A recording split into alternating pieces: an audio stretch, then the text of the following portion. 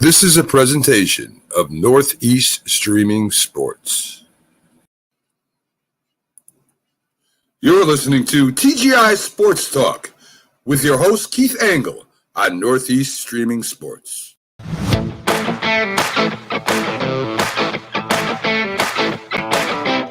Hey guys, Keith Angle for TGI Sports Talk right here on Northeast Streaming Sports Talk. Welcome everybody to my weekly vlog, and this is kind of part two. Last week I went off a lot on the Hall of Fame voting that was going to be released on the 25th this past Tuesday, I guess it was, or Wednesday. Don't forget, I don't even know what day it is, but whatever.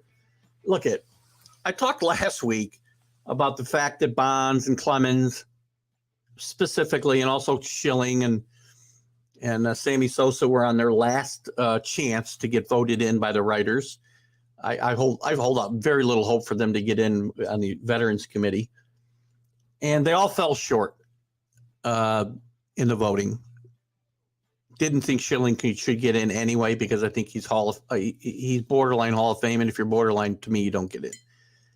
But for the writers to vote in David Ortiz, also suspected of steroid use throughout his career, or at least in parts of his career. Don't forget, Minnesota gave up on him in the early or late 90s, excuse me. And when he went on to Boston, his career took off. And the rumors were always there that he was involved with steroid use. But David Ortiz gets voted in actually his first year of eligibility, I believe. If I'm wrong, I apologize. I know he retired in 2016, so I'm doing the math in my head. For him to get voted in, but also be in the same bucket of suspected steroid abusers or cheaters. And again, I said they should be in the Hall of Fame, and warts and all. It should all be on their plaque. But you leave out a much better baseball player when we're talking about position players like Barry Bonds, because he contributed in the field as well, where David Ortiz really didn't. Barry Bonds could run, at least early in his career, to the middle of his career. And Barry Bonds was a Hall of Famer before steroids was ever mentioned. But he's blackballed. Roger Clemens is blackballed by the writers. And the Hall of Fame needs to take the vote away from the writers because, number one, or either that or change their criteria. It's unfair to take it away from the writers and punish guys like, friends of this show like Kevin Kernan and guys like this, Mike Vaccaro, who might have Hall of Fame votes. They know what to do with them. They watch the games. They pay attention to what's going on in the game of baseball, and they know what's wrong and what's right with it. There's so many guys out there who have a vote that don't even watch games anymore.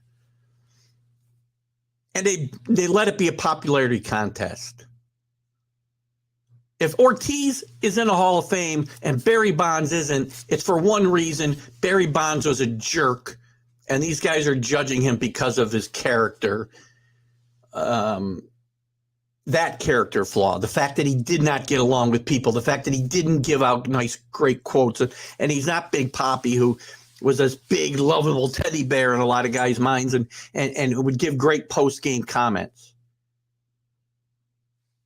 Now, I'm not trying to take away from David Ortiz's career, steroids or not. He was a great player. He was in the top 10 at MVP voting 5 or 6 times. All-star probably, 10 times. 1, 2, 3, 4, 5, 6, 7. Yeah, probably 10 times. Great post-game. I do this all the time. Postseason pitcher. Sorry, I'm all wound up. Postseason player. Just thinking of Schilling. I'm not trying to take away from David Ortiz's career. But tell me how he gets in a Hall of Fame and Barry Bonds doesn't, when they're suspected of the very same thing. And Ortiz's numbers, number one, if you want to just look at numbers, don't compare to Bonds's. His impact in a game wasn't as great as Bonds or Clemens in my mind. It was in Boston. So this is just more nonsense out of the writers. And I understand that, the Hall of Fame is not affiliated theory. It's not run by the Major League Baseball. And I don't want to blame Major League Baseball, right? But, these guys, I don't understand it.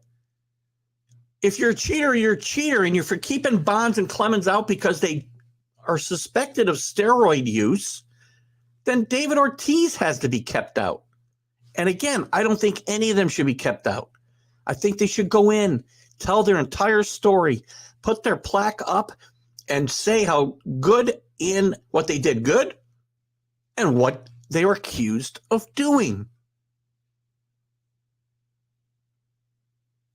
It's just nonsensical in my mind. And what planet can Barry Bonds not be in a Hall of Fame, but David Ortiz can be? And Minnie Minoso can be. Antonio Oliva can be. Again, these guys who got voted in this year by the Veterans Committee, God bless them. I'm okay with Gil Hodges getting in the Hall of Fame. I'm okay with Tony Oliva getting in the Hall of Fame. I'm okay with some of the guys they put in. Now, I got some arguments there, too, which I think I may have brought up in a previous vlog. If I didn't, I probably won't get into them too deep today because that's not what I'm talking about. But if those guys are in, guys like Don Mattingly ought to be in, too.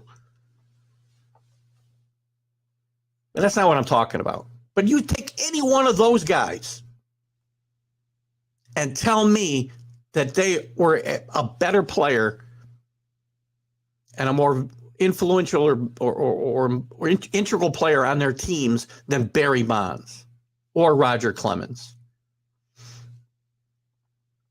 I just don't get it.